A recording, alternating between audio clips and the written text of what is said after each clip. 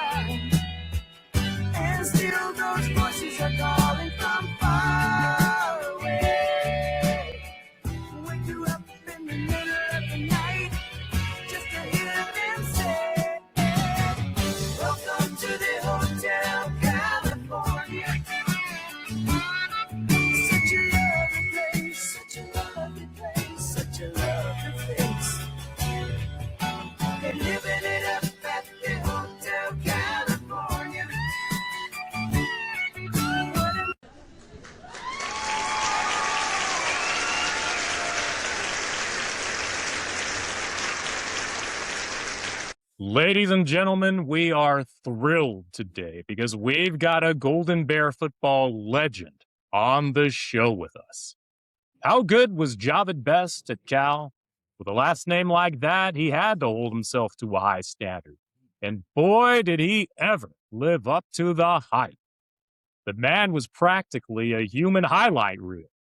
When you talk about the fastest and most scintillating football players to ever wear the blue and gold, Jahvid is right up there as one of the very best of all time.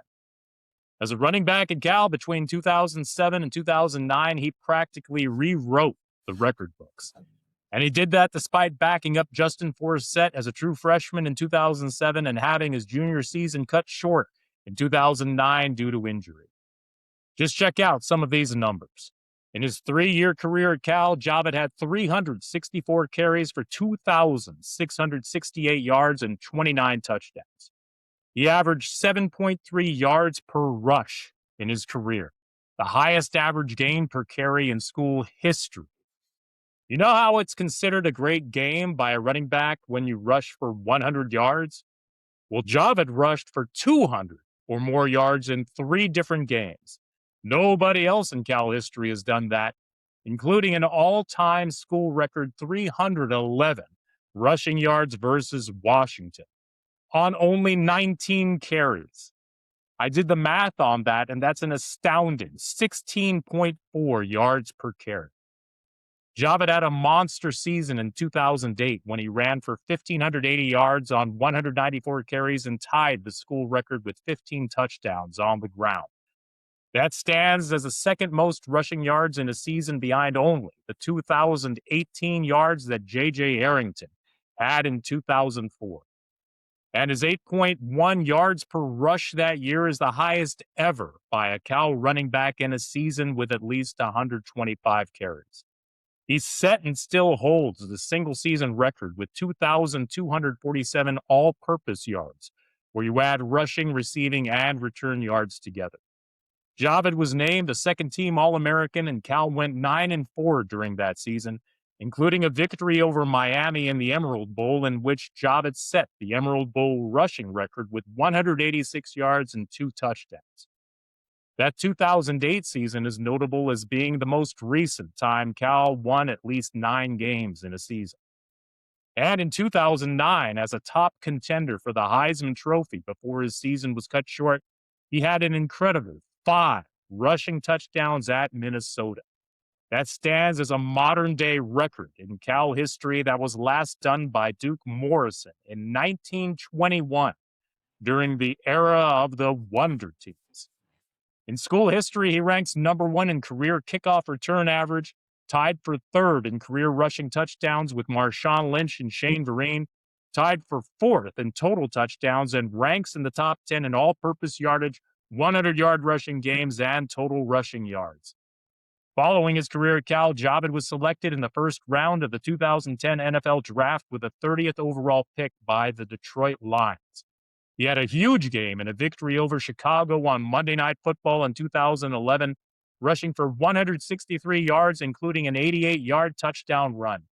And proving that he was also a receiving threat, he had 9 receptions for 154 yards, including a 75-yard touchdown in a game against the Eagles in 2010. That was the most receiving yards by a rookie running back in the Super Bowl era.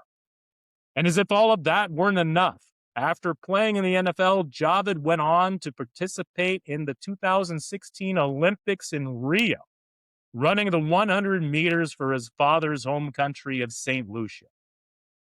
So how good was Jahvid Best? There's absolutely no doubt Jahvid was one of the best we've ever seen at Cal.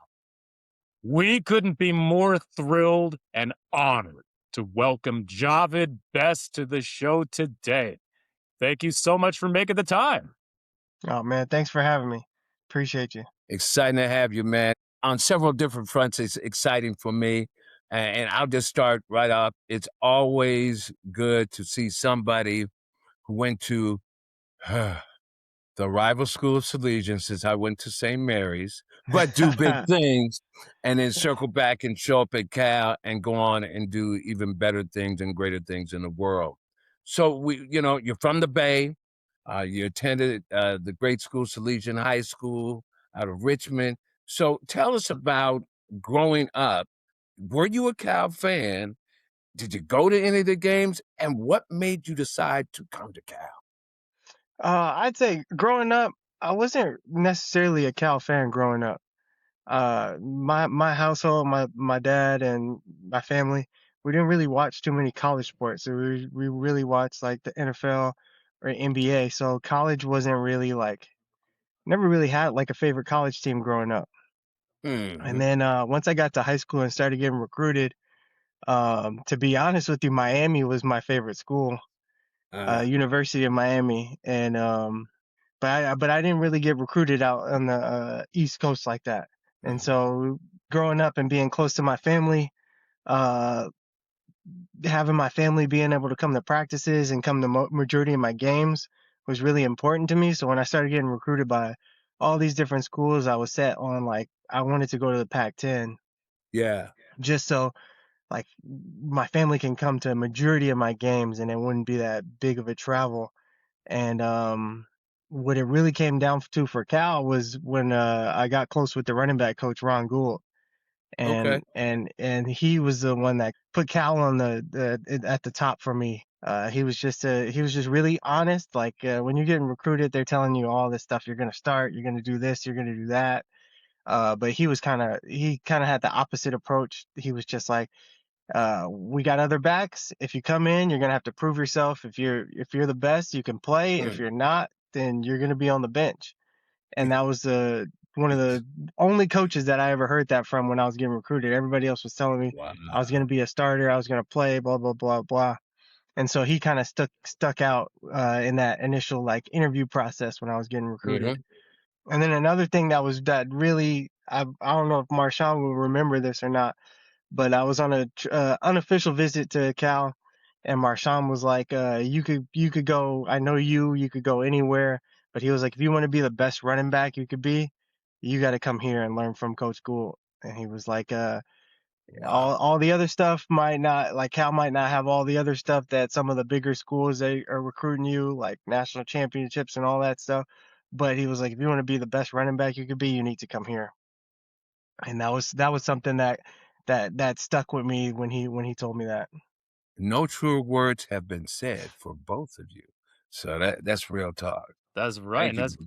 that's keeping it real, you know, it's lots like being authentic and not just kinda making promises and Right. lies to recruits and just, you know, telling them Yep. like it is, and Yep. absolutely right, you gotta prove yourself, but man, I didn't know Marshawn was key in recruiting you to come to Cal, that's Yeah, I awesome. mean, he didn't do too much recruiting with me, but he said those few words, and it just hit me like, man, like in high school, football was pure fun, and then he kind of like struck it in me that like this is kind of serious too, and that was Yeah. like the first notion of like this is a business, and if Yep. you really want to perfect your craft, you need to be careful with this decision. Mm. That's right, that's right. Well, hey, I got to talk to you about these glory years under Jeff Tedford. You know, Memorial Stadium was rocking. I mean, every game was like college game day, right? I mean, it was Yeah, just packed to capacity. And I don't know how many people remember this, but your first game was that epic 2007 game against Tennessee at Tennessee. home, Yep. Yep. right? So that's the game that was made famous by that vicious sack by Zach Follett Zach and Follett. and the Yep. the punt return by Deshaun Jackson. And I mean, the place was just going crazy, right? And I remember vividly because I was watching from the press box, and I remember your first carry. All of a sudden, you got the ball, and you just like a flash. It was almost like a flash of lightning. Just 8 yards. Your first carry went for 8 yards. And I was thinking to myself, man, this guy is super fast. And sure enough, only 2 carries later, your third Yep. carry in your career, you took the ball 34 yards down the 4 yard line. I just Mm. always remember that because, like, man, that talk about bursting onto the scene. But can you tell us a little bit about what it was like to come out of the tunnel into a packed Memorial Stadium and how much fun was that?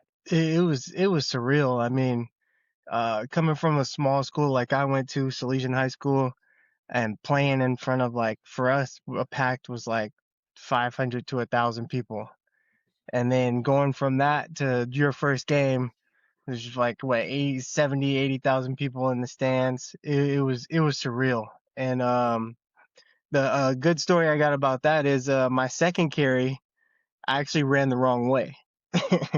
And we called like a 24 power, and I just ran 25. And then Coach Gould pulled me off the field. This was the second carry of the game. Pulled me off the field, and he was in my face yelling at me. He was like, "I thought you were ready.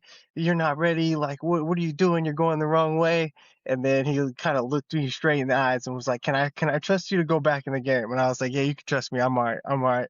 Put me back in the game, and then that was that 34-yard run right after that. And then from then on, it just was like the history, I guess. But it was kind of nerve-wracking playing in front of a big stadium and big crowd like that. It was definitely something that I wasn't used to. Well, it changes. I mean, you talked in the beginning about how the game gets real, right? Yeah. High school was fun. I remember those days, yes. Getting the cow, all of a sudden you look around, and if you thought you were good, you are now in an environment where you are amongst the greats from other schools as Yep. well, Yeah. all under the same roof.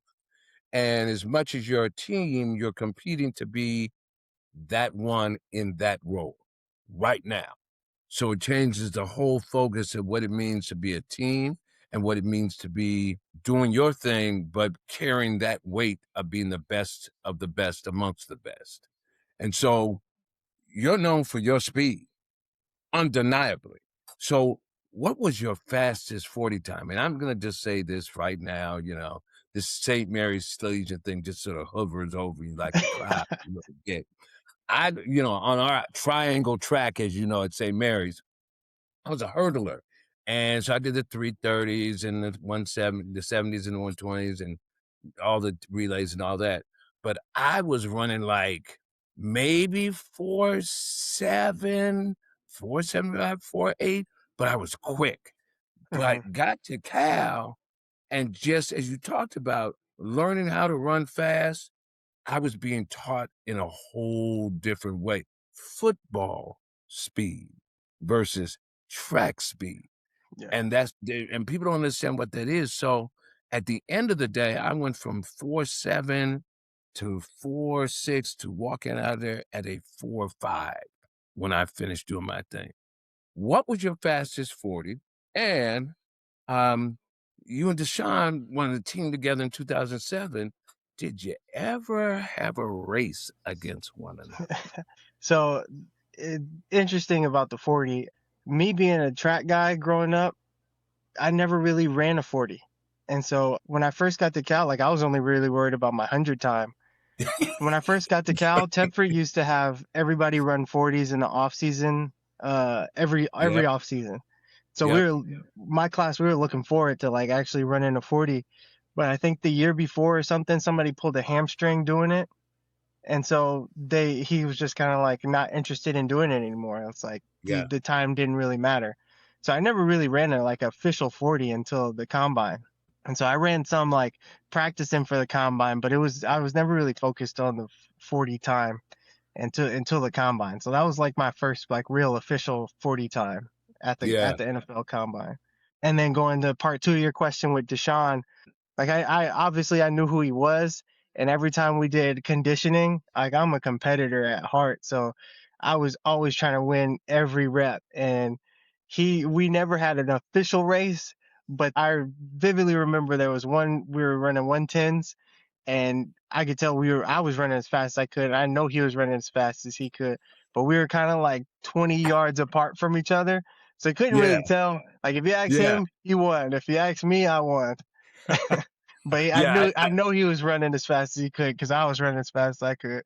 Well, that was the thing for me too. I was a cover man all day. Quickness, cover. I don't care who you put me on.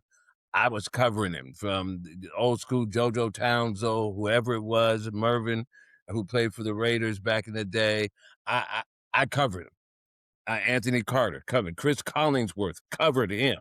No problem. But my 40 time, and that everybody was beating me, and, like, all the other DBs were like I was like, I can't get it." But I worked on my 40 off season, and like you all, they stopped doing it. Like, that was everybody was so keyed up and, staying low and getting off and coming up lane, hamstring, quad pulls, all the Yep. above. But that became less of the story and more of your reaction time in the Yeah. game. Yeah. And that burst of speed that Reza spoke about, that you were able to go bang and be able to hit it there. So, I appreciate that, man. That makes me feel so much better because I was like, I felt like a truck about amongst the Indy 500 speed racers over there. I was like, "Dang." But it evolves as you become a scientist of the game, as I always tell people. Well, hey, I got to talk to you about some of your incredible games playing at Cal and the school record 311-yard rushing game Yikes. against Washington. You had 4 touchdowns in that game on only 19 carries. Cal won 48-7. They took you out when we were up 45 to nothing in the third. It was only midway through the third quarter.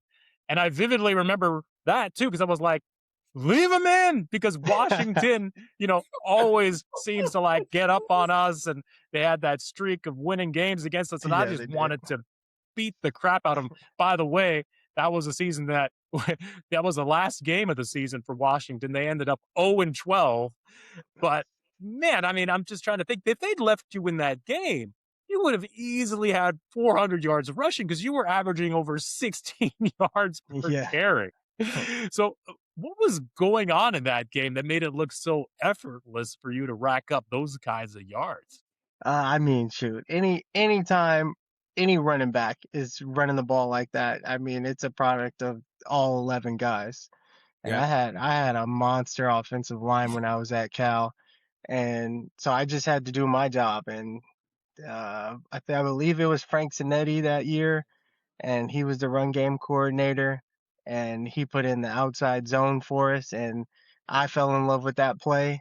And he was really good at coaching up the offensive line and the tight ends on the blocking schemes. I would say that year was the most, like, as far as IQ goes, that I felt comfortable with the game of football. Like, I could, when we lined up, I could see the play before it even happened. And so, like, I would know who's going to who, what the defense is going to do based on how they're lined up. And so if anything altered, like, it stuck out in my mind really quickly. And so with the combination of my speed and our offensive line open up holes, it was pretty easy. I had one-on-ones with safeties and corners like all the time. And with using my speed and the angles that we were running the ball at, it was honestly, it was easy sometimes. You sure made it look easy, that's for sure. So, all this time I've known you, right? I've seen you and have not. What I didn't know was the other connection, other than Silesia, other than Cal Bear, other than you coaching at St. Mary's, coming back to St. Mary's High School, is that your family's from St. Lucia. Yeah. My family's from Barbados, Panama, St. Lucia, Castries. Yeah. That's where my family is. My family is the family of Jean-Baptiste that owns many of the rum shops on the hill in St. Lucia. Nice. So, as you and I get emotional on these shows, but I get emotional because I many of the folks that have been on this show, many of them have been my students, so I have a relationship with them. So, I gotta tell you, you participated in 2016 Olympics, representing St. Lucia, and I couldn't give a damn about Usain Bolt.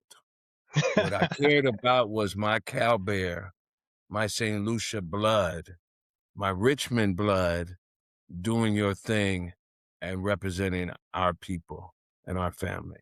And even recently now, sister from St. Lucia doing her thing. I know. Yeah. One of the joyous things that I received was a call from St. Lucia in the middle of my night, and she's winning, only for me to remember you and you representing. And so Tell me a little bit about that Olympic experience, but share with that experience of representing your father and our families from St. Lucia. Yeah, I mean, I was honored to do that. Short story about how that came to be is after my playing career, I got back into coaching, but I was still 24, 23 years old, so I was still in like the best shape of my life and felt like I had more to give, but I just couldn't play football anymore. Yeah. And so I was sitting down with my dad and I was like, I think I'm just gonna just run track just like for fun. Like I'll just jump in all comers meets and just see what I can do. And then my dad was kind of like, well, I know how you are. If you're gonna do something, you need to fully go after it. Don't just like Yeah. hop in a meet and just see what happens. He was like, you just actually go do it. And so I found a training facility out in Arizona. I moved out to Arizona and I was like, all right, I'm a full-time track athlete. And it was actually my coach when I ran the Olympic standard time. He knew about my family history and my dad being from St. Lucia. And he was like, did you think about what country you're going to represent? And I didn't even really think about it at that point. I was just thinking I was going to go to the U.S. trials and try to make it to the Olympics for USA. And he was like, since you ran the standard, you could represent your dad's country.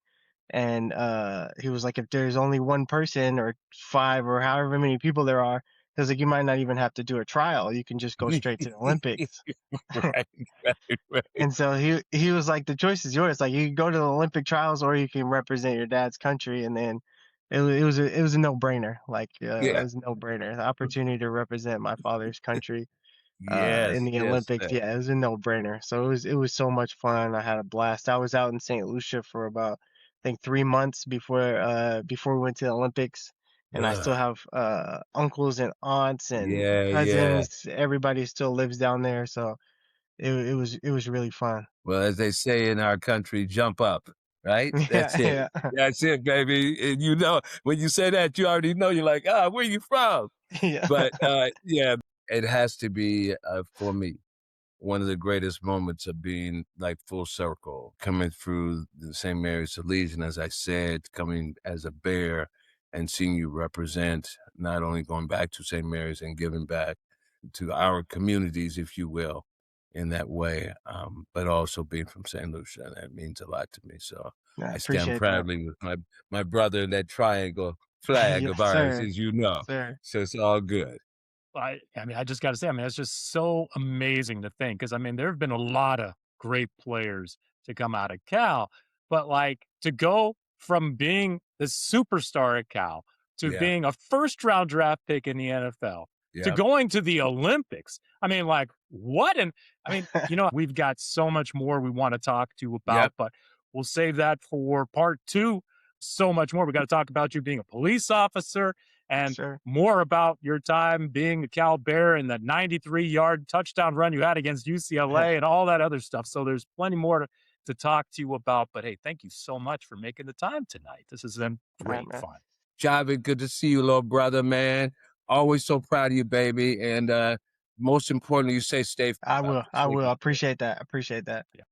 We had to stop there today due to time constraints, but we've only just scratched the surface. So be on the lookout for part two of our interview with Jahvid, dropping next Monday. There's a lot more we're going to cover, so trust me when I tell you, you're definitely going to want to tune in to catch it. Thank you so much for listening and watching. We appreciate you more than you know. And remember, if you live in Richmond, please give your vote to my co-host, Ahmad Anderson, to be the next mayor of Richmond. The election is less than 2 months away in early June. I don't know how many of you know this, but both of Ahmad's parents were former mayors of Richmond, and he is incredibly passionate about working to help improve the lives of the residents of Richmond. He sincerely cares about people, has a tireless work ethic, and there's no question he will do wonders for the city of pride and purpose. This podcast is entirely a labor of love and a reflection of how much we love our university. Please help grow this podcast by telling the whole damn world about us. Just tell your friends to go to tellthewholedamnworld.com. And you can always go to our YouTube channel to watch any of our previous episodes.